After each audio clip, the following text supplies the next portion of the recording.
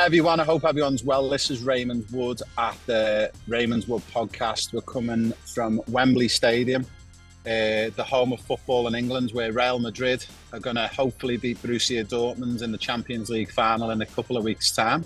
And we've got two very special guests who I'm actually very linked with. One is Carrallo Stanbury because she's an English lady and I'm also English. And one of my favourite passions in life is football, and outside of Liverpool is actually Real Madrid. And I've got Sergio. How are you, Carrallo? How are you, Sergio? Hi, thank you for having us. What a great backdrop. Very good, thank you. Very good.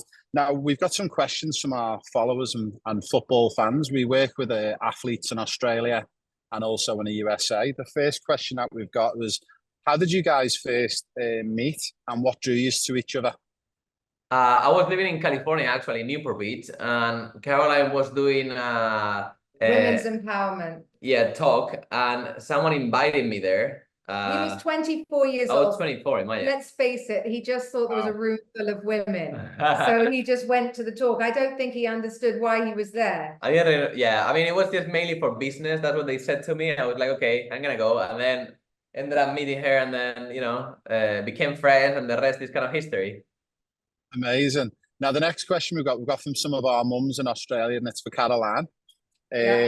How has your life changed since you moved from the UK? And what's the best thing that you love about living in Dubai? My life's changed completely. I find that the UK, you kind of work to live, and people have sort of lost the excitement, and it's just a very tough place to live. Dubai has given me so much opportunity. I wake up with sunshine. I sleep. I don't need. I've never had a door key to my front door. Isn't that crazy? My kids. My kids from 9 years old have been going to the mall by themselves. I mean, I'd be under child protection, so they'd have been taken away from me in England. It's crazy the way you live here. And I can't change that. The fact that I have to take off my jewelry when I come to London, and I can't let my children walk to the park by themselves is ridiculous. Amazing. Now, Sergio, the next question for you is, when you were a professional football player, how did that prepare you for life like that you couldn't be living at the moment, and being in reality TV? Did that prepare you and did it help you? I mean, honestly, it was the best school, let's say, I could ever have, even though I went to normal school. Like, soccer teach me so many things. And I think, just being exposed to people and cameras since I was little, and like doing what I was doing, it really got me ready for where I am today, doing everything we're doing, on the, TV side with Caroline, and also on business side, I'd actually like to add to that, because I also feel, as a woman, I was as obviously 20 years older, all my friends were like, what are you going to do with a 24-year-old? Like, I mean, what does he know? And I knew that even if he wasn't in the job that he was going into, that he had discipline, discipline. Yeah. And he showed up, and he didn't give up. And I knew that whatever he would be able to apply that to. That's why I think sports, I mean, soccer, like any other sports, for any kids is so important, because at the end it really teach you and get you ready for real life. And I think that's one of the biggest things you can teach kids, because some of the kids are just playing video games and doing all this, and they don't really learn the values of like hustling and putting effort to make things work. And actually the fact that his full career didn't work out long term is maybe the biggest blessing for him. It was the best thing that I did not know why it was happening to me, because at the end, I was, 17 years old, I was training with Cristiano Ronaldo, I was on the top of the game, and then all of a sudden it was kind of like taken away from me from one moment to another, and it was because maybe I was not ready for that at that moment, and it came back to me, later on in life, because I was ready for it. So, it's just kind of like a business, you just have to be open for changes and adjusting to those changes, and always hustle. Yeah. I love that. That's one of the things we speak about to our players and athletes. They're only young players that we work with, but we say you've got to be adaptable, but also your life might change. You might not make it as a professional football player. And for you to say that, both of you, is so lovely, because for my listeners and also the parents to be able to hear that there is always maybe there's a greater plan in the universe for us.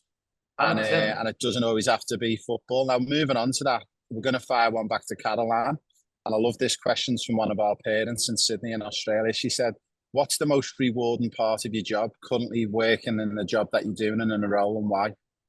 Probably now, Uncut and Uncensored, my podcast has reached almost, I think, 8 million downloads now. And that is just helping so many women, because exactly like that, who didn't know how to pivot in life. That when, you know, maybe divorce is a big thing in the world today, and understanding that nothing is forever, but it doesn't mean it's the end. Just like your athletes, understanding that life may not take you all the way, but you're going to start a new chapter, and that new chapter could be greater than the first one. And I think that's what I'm teaching all these women too, that instead of collapsing and saying, you know, my whole identity's gone, everything I knew's gone, my house, my kids, not my kids because you're sharing them, but, you know, my husband, that's not the end. It can just be the beginning. You know, we're now talking about going on holiday with my ex-husband. So, you know, if you go in with the right attitude to life, you can have it all, and, you know, a happy life after divorce and change, or you know, ending a career in soccer, or be it whatever. I'm actually working with a boxer at the moment who used to be you know, world champion heavyweight, and he was going through the exact same thing. Now what? You know, it happens to everybody. Phenomenal. Yeah. Yeah. No, that's a great way to look at it. And again, it's great information for some of our parents and listeners. Now, Sergio, back to you. Since your football career's come to an end, how did you find going from being a professional football player to then all of a sudden you wasn't a professional football player? How did that work out for you?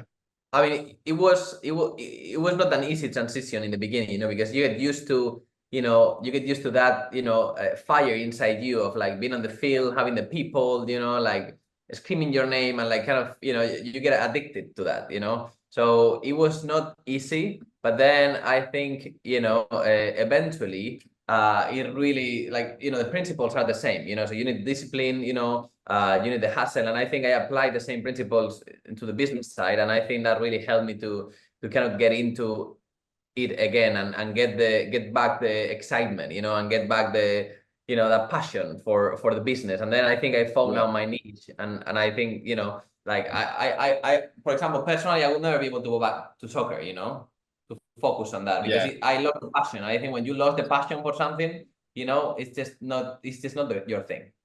Yeah, it's so true. And again, it's just having that positive outlook on life. And I think that's one of the things that we try and educate our players and families as well. Now, we've only got a couple of minutes to go. Two very quick questions. So, Caroline, I don't know this, but if you have one, who is your favourite football team from England? Oh gosh, I don't really. I mean, Chelsea. I suppose I lived in Chelsea. Okay.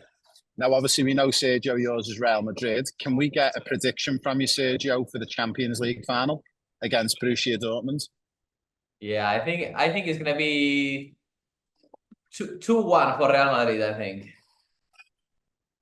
And first goal scorer? Oh, that's a tough one. Maybe Jude Bellingham. But yeah, I would say Bellingham, yeah, because he's on the top of the game, and he's, you know, I think Bellingham, yeah. That's amazing. Now, I was very fortunate to work on the world's biggest football project with the Premier League when I was living back in the UK. And Jude Bellingham was part of that programme. And just on that note, how have you found a 20-year-old coming in and the effect he's had on Real Madrid in the past 12 months? Are you surprised or not surprised? I'm very surprised, to be honest. I mean, it's amazing, you know, what he managed to achieve and done, you know, in such a young age, and like, you know, scoring and like putting the team where he needs to be, you know. So it's actually amazing, to be honest, you know, and how mature he is mentally, you know, because that's, I think, the biggest thing, you know. Yeah, that's amazing. Now, I will be seeing you guys in June. I'm going to be with you when you come to the event in Brisbane. Oh, amazing. And I'd love to have you over to my place for a cup of tea and a biscuit. If you'd like to come over, Caroline, that would be lovely. Yeah. You're welcome to join me.